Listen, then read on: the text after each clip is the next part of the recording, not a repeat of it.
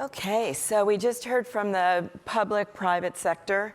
Now we're going to hear from some of our private sector colleagues about what they're seeing in the tri-state market, in the new projects that are developing, and from a developer about why they chose New York City to start some of their latest projects. So, John, do you want to open it up? Sure. Hi, good morning, everybody. John Cahill with JLL. I head up our life sciences practice group here from our Midtown office. Happy to be here. Thank you, Nancy, for having me. And look forward to an open discussion about the different markets and submarkets and subclusters throughout the New York Metro tri-state area. A lot of new and exciting news that I think a lot of people might not be aware of. Some deals and some things happening. So happy to touch upon some of those details where appropriate, and look forward to a good discussion. I'm Matt Wallerstein with Divcowest. We're a San Francisco-based private equity company, about $15 billion in real estate assets, and we have a sister company on the debt side that has about equal AUM. We have offices in major coastal markets in San Diego, LA. We're also in Seattle and Austin and Boston and DC. Our life science footprint continues to expand, and anchored in Boston and Cambridge submarket with our Cambridge Crossings project, which is a 43-acre development site with about 4.5 million square feet entitled, and about half of which is commercial, and about 3/4 of that built to date. And also active development and redevelopment projects in the San Francisco Bay Area, and some existing lab buildings in San Diego and San Jose. And we're excited to be here in New York. I work on asset management based here in New York, and we've taken the plunge. We're under construction with an interesting project an exciting project at 325 Hudson in the Hudson Square submarket. Okay. Good morning, Rob Lella from Colliers.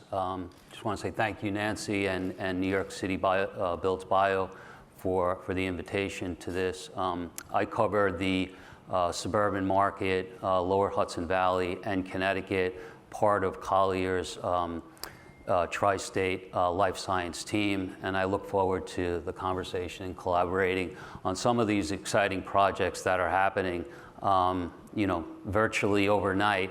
In comparison to how the speed of the activity that's taking place, some exciting projects. So look forward to discussing that. Great. John, do you want to open it by talking about some of the new projects? Sure. So I think we're going without slides today, so we just want to have an open discussion, talk to the markets. I think we'll do a little bit of around the horn. Maybe it'll guide us a little bit, but we'll start with Manhattan. And obviously you've heard some of these projects in the previous panel, but the Spark announcement by the city and the state is a huge announcement. I know I can say personally, just within my firm, it definitely touched all corners of the United States and London, and throughout Europe. It definitely caught the attention of people. So the Spark Kips Bay program and plan is huge in my opinion. Obviously a very, very big long-term commitment to New York City, to the ecosystem. I guess a little more short-term now and kind of mid-term, a couple of interesting projects that are delivering space or will be delivering. Taconix 125 West End Avenue is a great project. We have 2 or 3 clients that are looking at that building. They will deliver in June of 2023. They have plans for a vivarium in the building. We are working with an institution looking to take about 40,000 to 50,000 square feet in that building. So hopefully some good announcements with that project coming soon. They also will have 3 pre-built suites on the 3rd floor that deliver in June of 2023. So, the one thing that most companies look for is that speed to occupancy and speed to market. So you'll hear on most of these projects that there's typically some type of pre-built suite or a turnkey solution being delivered to tenants so they can occupy sooner rather than later. I think one of the other projects we have for Manhattan was 325 Hudson, so I'll kick it over to Matt for that. Sure. 325 Hudson's a 10-story, 220,000 square foot office building in the heart of the Hudson Square submarket, which is an exciting success story for New York City, I think, in terms of mixed-use development. We're We love the location across the street from the new Disney headquarters, as well as the new Google headquarters at St. John's Terminal. And its central location is at the nexus of West Village and Tribeca and Soho, made it seem super appealing from a talent attraction and retention standpoint, not to mention, its principal attribute, I guess among others, for purposes of this discussion, it being around the corner from J Labs and Bio Labs. So the floor plates lend themselves to graduation space. So we're underway with core and shell work that'll enable the full building to eventually be converted with the potential to convert the full building to lab. But initially we're building a full floor with 2 pre-built lab spaces, about 60% lab, 40% office, delivering in third quarter, at the end of third quarter 2023. These will be fully furnished, pre-wired, et cetera. One's 13,000 feet, the other's 10,000 square feet. And we're gearing the fit out to attract folks graduating out of these incubators and try and fill that void in the market as we saw it, and just loved the location, as I said, being right across the pond from a deep talent pool in New Jersey, and an exciting neighborhood for young folks to be in, and I guess us old folks as well. So are you planning pre-built space there?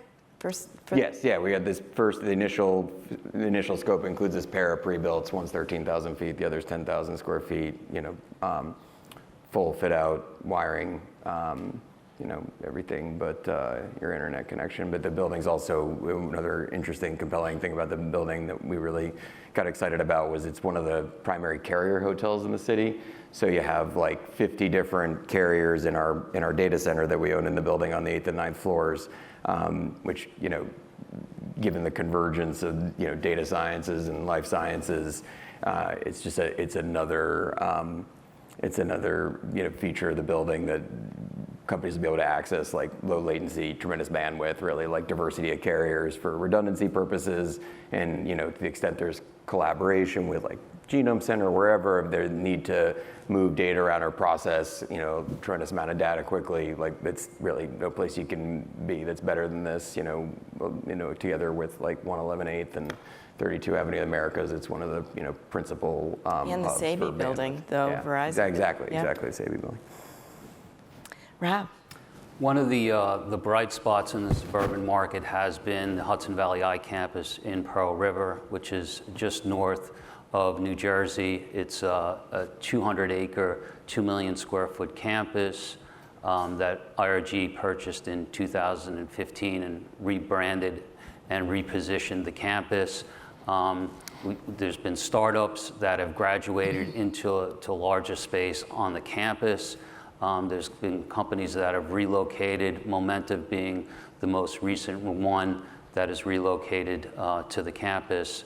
It's anchored by Pfizer, which has the adjoining property of 33 acres that they occupy 850,000 square feet, and they also occupy space on the Hudson Valley I campus. There's also vertically manufactured space available if anybody is looking, obviously, for a company looking to scale up. There's robust infrastructure in one of the buildings, GMP manufacturing space with 140,000 square foot floor plates, heavy infrastructure, and obviously all the redundancy on the campus supports that type of use. There's also available land on the campus to build. As far as build to suit is concerned, there's 30 plus acres to build if companies are looking to build. And that obviously being one of the bright spots. But as Deborah mentioned on the previous panel, as far as Westchester County is concerned, there's a significant amount of activity in the central corridor of Westchester County, and clearly it has all the connectivity to the core hub of New York. But if you look at from Valhalla all the way over to where Regeneron is, and the North 60 project, and the incubator space in New York Medical College, really exciting in what's happening. New York Blood Center opening up the former Avon site in Rye, 187,000 square feet, a vacant building that will be repurposed to lab. So that's obviously exciting for Westchester as well. But all along the I-95 corridor, there's activity, and it's exciting in the suburbs right now. And obviously, New York being the core, but the connectivity and the communication, tri-state is what's making this New York metro area strive and compete. So it's great to be on, to have symposiums like this and panels like this and share in the collaboration between the states. Yeah, the connection of all the transport hubs, bringing all of these places together, makes it very easy to get around the tri-state area right now. And, we just had a series of webinars where you can actually trace what's going on in Jersey City, with 95 Green and the Cove and SciTech City, all the way up through the Hudson Square area, where the New York Genome Center is and where Matt's development is, going up the west side, going up the east side, but then into West Harlem, across to CUNY, and then up to the Bronx, and beyond that to Westchester, and then over to New Haven, where Yale is actually investing $1 billion in life sciences in the last 5 years. You can see the market really expanding exponentially from a geographic area, and a lot of all of that new activity that Matt was talking about translating into economic growth for the region is very, very exciting. Yeah, Nancy, and I would just add to Rob's. Rob has a great project up there. Pfizer obviously announcing a new manufacturing facility going onto that campus is big news. In addition to Westchester, some other real estate deal news. We worked with Claripath, one of the companies you heard about earlier. They relocated and expanded into about 25,000 square feet of office, lab, and manufacturing up in Westchester at the Robert Martin Company campus. We also recently represented a large company, confidential client, take about 40,000 square feet of existing lab space up in Westchester. Another market that's very difficult to find existing lab space. And we're currently working with a client to secure a lease for about 20,000 square feet of lab space. And that's at another new project. A former BASF campus in Tarrytown is going to be coming online next year with some additional lab space coming available. That was BASF did a sale leaseback to North Path Investments, and they're the new owner of that project that'll have lab space coming available next year. Great. You're not going to give 95 Green a plug? Sure. I didn't know if we were going to Connecticut first and down to Jersey City, but yeah, real quick to New Haven, Connecticut. We have a great project up there in New Haven, 115 Munson Street at Winchester Works. We've leased up that building. We're probably every bit of 80-90% leased up. We have about 20,000 square feet or so left, and we're working with the landlord developer to potentially pre-build or do some turnkey smaller suites in like the 2,000 to 6,000 range for some of the smaller groups. We have a tenant that we're working with that's a spin out of Yale, and we're at lease at 55 Church Street for about 7,000 square feet. So another great market, obviously very active because of Yale being there. And then switching from there down to Jersey City, 95 Green Street, similar story. We have a lot of great activity and great momentum there. We have a lease out on our pre-built and then some additional space for that tenant, as well as about 3 or 4 tenants that are looking for half floors or full floors at the building. So a lot of requirements in the 20 to 50,000 square foot range. And we have had a few large requirements in the New Jersey market come to us for about 200 to 250,000 square feet. So good activity overall. Definitely deal time has slowed a little bit, I think, just because of the markets and the economy and everything. But all in all, good news, and deals are happening. And I think there'll be a good closeout to the year here. Great.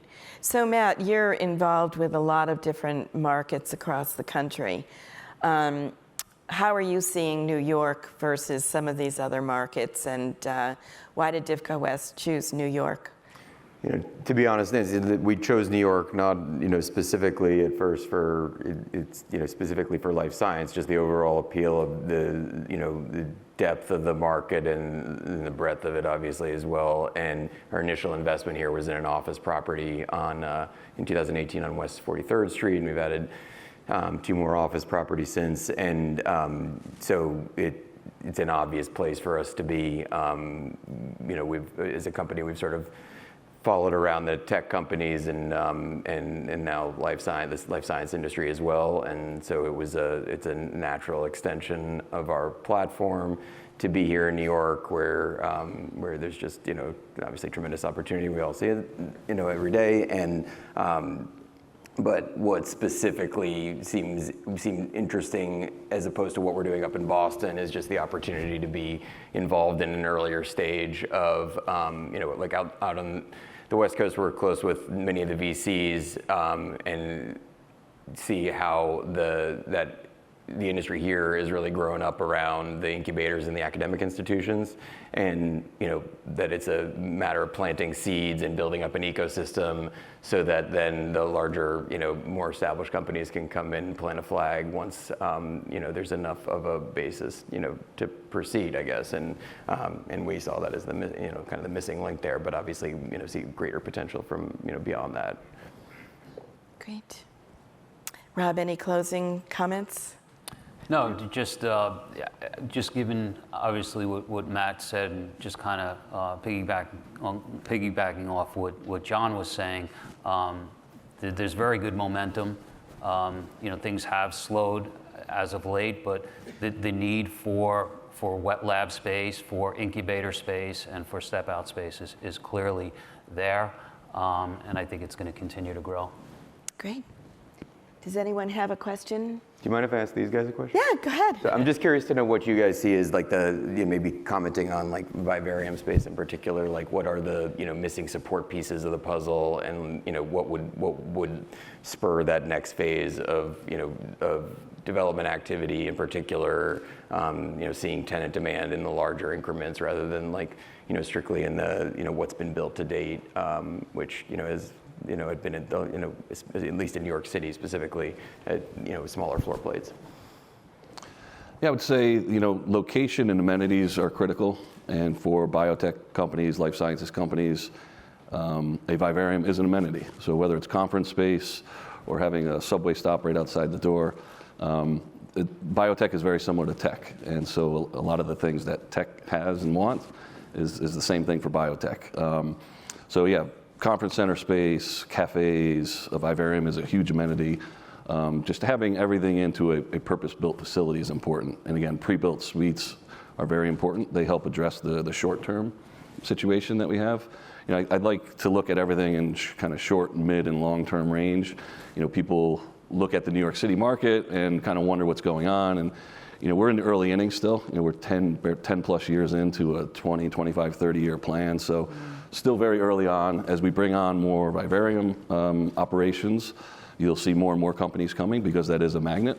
We have found, Charles River Labs is a client of ours, and we've found, as we've interviewed the market over the last couple of years, there's pretty significant unmet demand for vivarium and specialty lab spaces. Smaller tenants, we're seeing a range of different types and sizes of spaces, everything from light lab to heavy lab. Clean room, without clean room, it really depends. But I think the ecosystem is definitely, it's working, it's coming along, maybe not as fast as people would like, but the pandemic and COVID definitely did not help. But I think, and Nancy can speak to this too, short term, we have buildings and spaces delivering. Midterm, you look at the future inventory that's delivering in, say, the next 3 years. And then long-term projects, like you've heard a few of them before. Nancy's involved with the Cove project, the North 80 project up in Westchester is a huge project, a very significant commitment up there. And then Long Island also has another project that's been in the news recently, the Midway Crossing project out in Ronkonkoma. It'll be a new airport terminal, a new stop, a high-speed train stop for the LIRR. And it will be a very large, long-term, multi-billion-dollar mixed-use facility with heavy concentration of life sciences and medical healthcare. So you've got commitments on all 3 sectors of the short, mid, and long range for New York City. So I don't think anybody needs to be worried about life sciences in New York City. Absolutely. And we got a question right there. Pre-pandemic, everyone was talking about Lella City. This morning, that word was not mentioned once. So we've gone all the way from Philadelphia to Boston by stopping over in New Haven, but there's nothing in Queens. Why is That was one area that I left out real quick as we went through it. There are 2 projects there. Alexandria and King Street are the first to make big bets over there. And the good news is that market's accelerating quickly. They made their commitments, and I believe by next year, both of them probably will be fully leased up and fully committed. As a matter of fact, King Street, they have a large institutional user that's in process of taking 2 floors in that building. That's the building where OpenTron's pandemic response lab is. They're also, within the next month or 2, delivering 3 pre-built suites on the 6th floor. Great project. If anybody has not seen it, I encourage you to go out and take a look at it. It's a great project right in Court Square. Alexandria will also probably break ground next year on their adjacent site that they acquired, so they're doing very well over there. And then there are 2 or 3 future projects on the horizon. Actually, Longfellow has a project next year that they'll be kicking off, 4310 23rd Street. So LIC is definitely alive and happening, which is great because it was a sub-cluster, a sub-market that was literally starting from scratch, starting from zero. Yeah, and I'll say the InnoLabs project that John mentioned, like, I mean, we very much were emboldened in our decision tree to proceed with the life science on the basis of their success there and seeing what they could make happen in Long Island City. And, we really hired the same team that they use there. So it's, we see that as part of the success story here in filling, a specific role in the market and, at a discount, rents that are a discount to Manhattan for some of these companies. Great. Well, thank you. Thank you.